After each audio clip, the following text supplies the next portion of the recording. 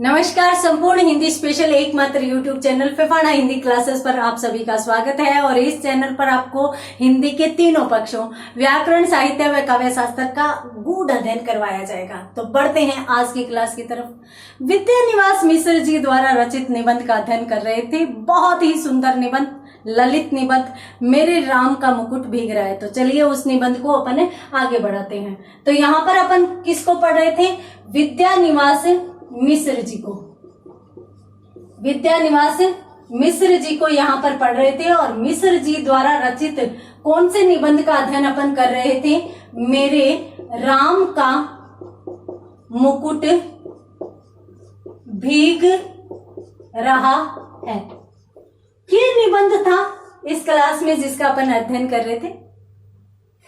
निबंध की शुरुआत कुछ इस तरीके से होती है कि लेखक के घर, यहां पर मैंने आपको बताया था कि भाई ये जो निबंध है वो आत्मकथात्मक शैली में लिखा गया है।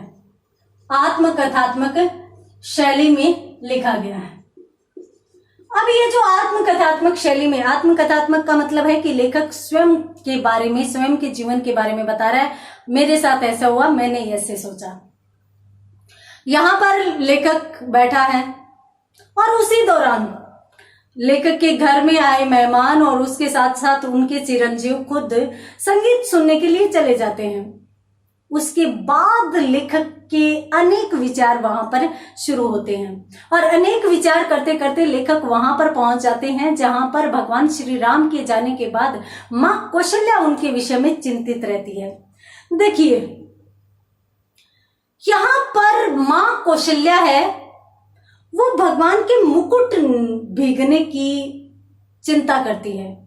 उनको ये चिंता नहीं है कि उनका राम भीग रहा है, उनकी सीता भीग रही है, उनका लखन भीग रहा है। नहीं, उनको चिंता है कि मेरे राम का तो मुकुट भी भीग रहा है, मेरे लक्ष्मण का वस्त्र भीग रहा है, मेरे लक्ष्मण के कपड़े भीग रहे हैं और मेरी सीता का सिंदूर भीग रहा है। यानी ये तीनों की तीनों जो चीजें हैं, तीनों की तीनों कौन कौन सी?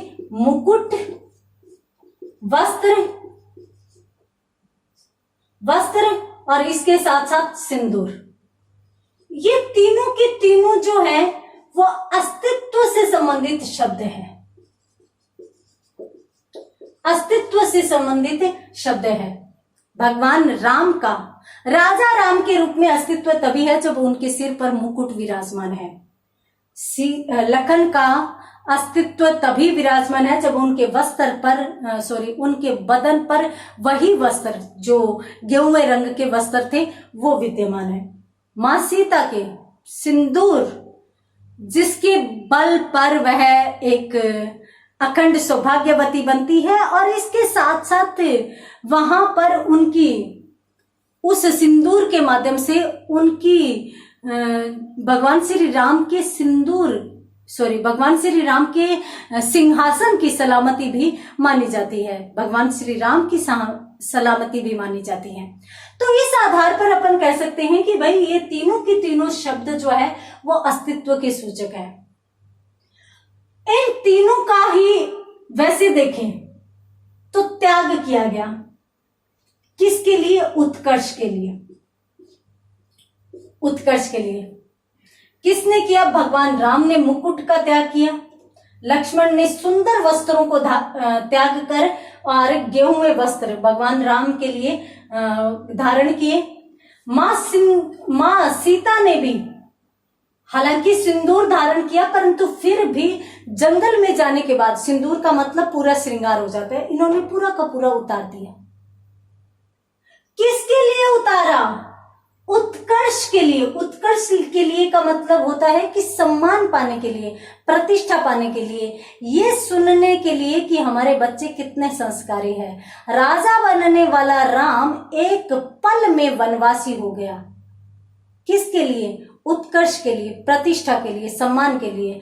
आज भी भगवान श्री राम को मर्यादा पुरुषोत्तम कहकर बुलाते हैं। उन्होंने हर एक मर्यादा, हर एक परंपरा, हर एक परिवार की मर्यादा का पालन किया।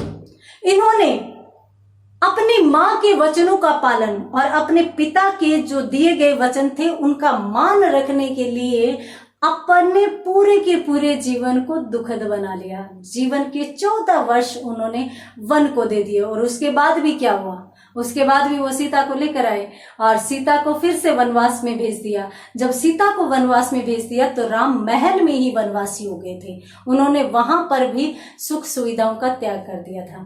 तो यहाँ पर अपन कह सकते हैं कि इन्होंने उत्कर्ष के लिए यहाँ पर सब कुछ छोड़ा था, प्रतिष्ठा के लिए सब कुछ छोड़ा था। तो वो प्रतिष्ठा, वो सम्मान तो इन्हें मिलना ही चाहिए।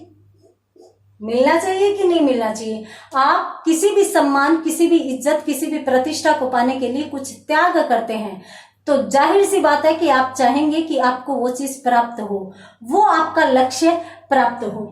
तो यहाँ पर जो सम्मान प्राप्त होता है, जो लक्ष्य व्यक्ति को प्राप्त होता है, वहां पर उसकी पूरी की पूरी मेहनत सफल हो जाती है।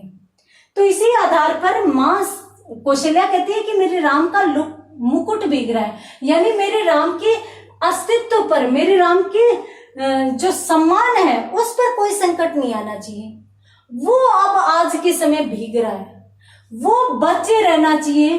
कम से कम जिस उत्कर्ष के लिए, जिस सम्मान के लिए इतना बड़ा त्याग किया था, कम से कम वो तो बचा रहना ही चाहिए। और यहाँ पर वो ये भी कहते हैं कि देखिए, जो पूरी समष्टि है जो उनकी तरफ उन्मुख है, उस सभी का मान रखा जाना चाहिए।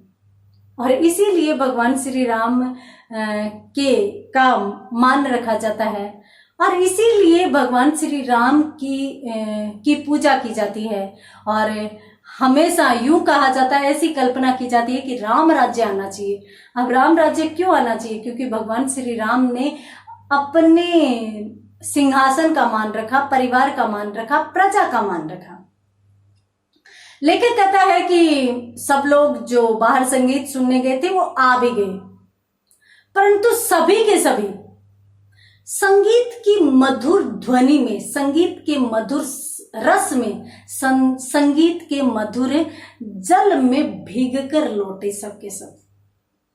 और सब के सब इस प्रकार से भीगकर लौटे उस संगीत में कि लेखक को फिर से वो बात याद आने लगी कि मेरे राम का भीगे मुकुट हुआ।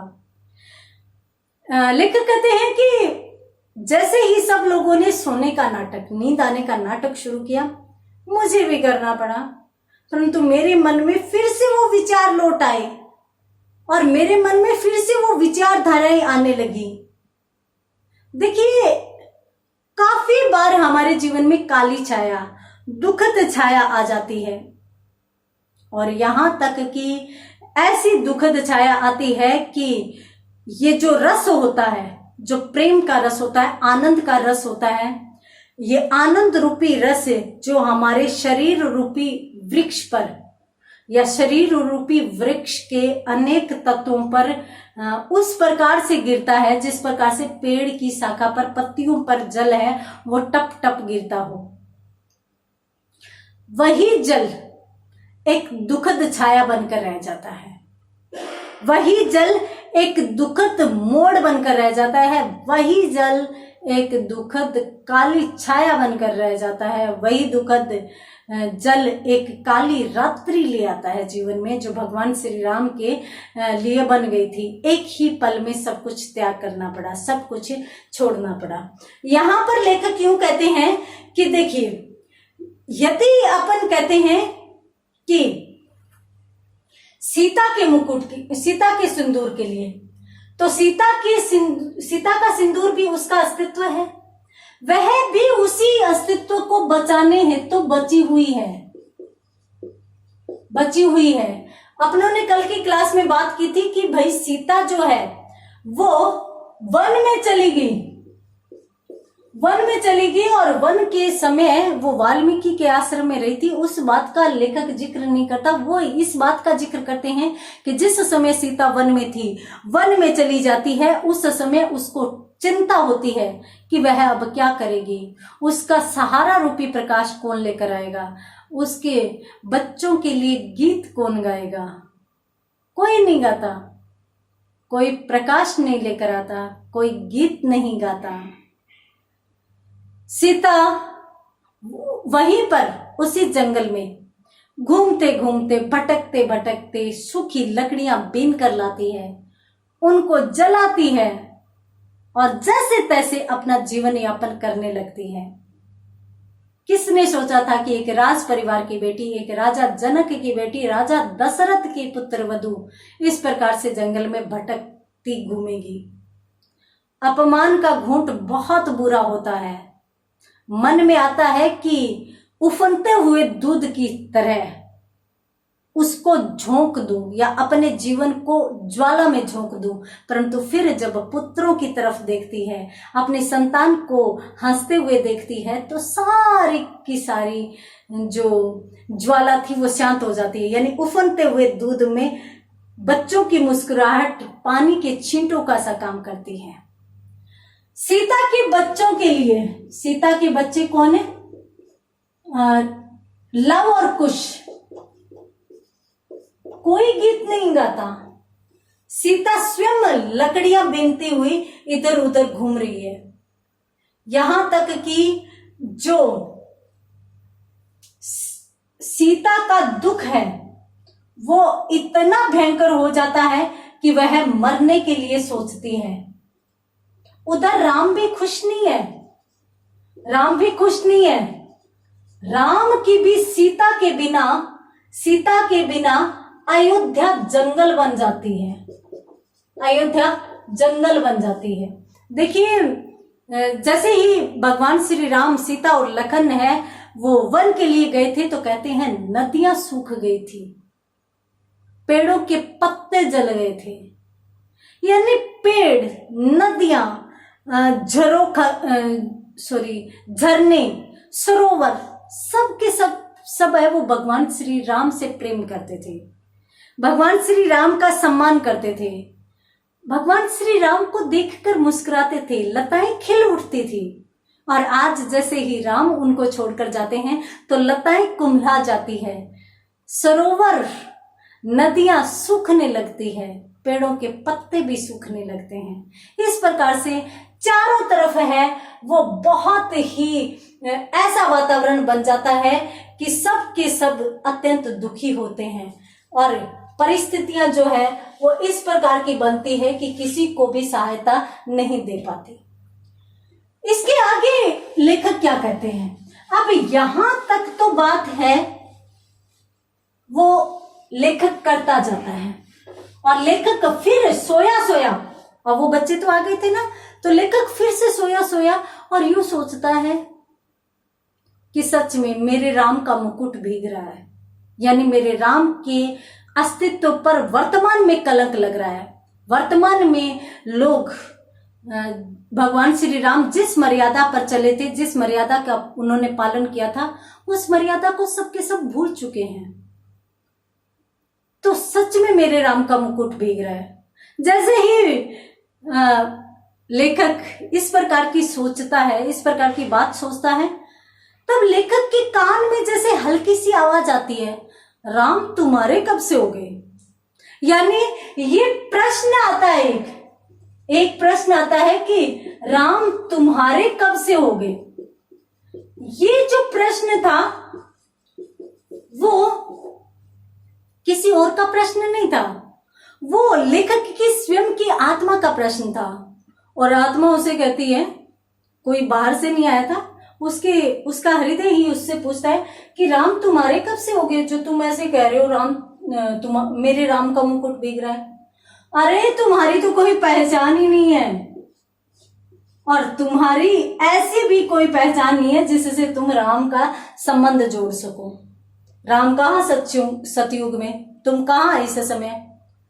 तो लेखक कहता है कि मेरे मस्तिष्क में फिर विपरीत विचार आने लगे कि मेरे राम नहीं है का मतलब भावार्थ ये भी हो सकता है कि मैं कब राम का हो गया, यानी मैं कब अच्छे आचार विचारों का प्रयोग करता हूं, मैं कब भगवान श्री राम के सिद्धांतों का पालन करता हूं, मैं कब उन मर्यादाओं का पालन करता हूं जो भगवान श्री राम हमें देकर गए थे। तो लेखक फिर इस विषय में विचार करने लगते हैं और फिर सोचते हैं कि जो परिस्थितियां होती हैं उन परिस्थितियों में अपने आप को उसी प्रकार से ढालना भी पड़ता है। तो इसी के साथ आज की क्लास को खत्म करते हैं। मिलते हैं अगली क्लास में इसी निबंध के साथ। तब तक के लिए धन्यवाद।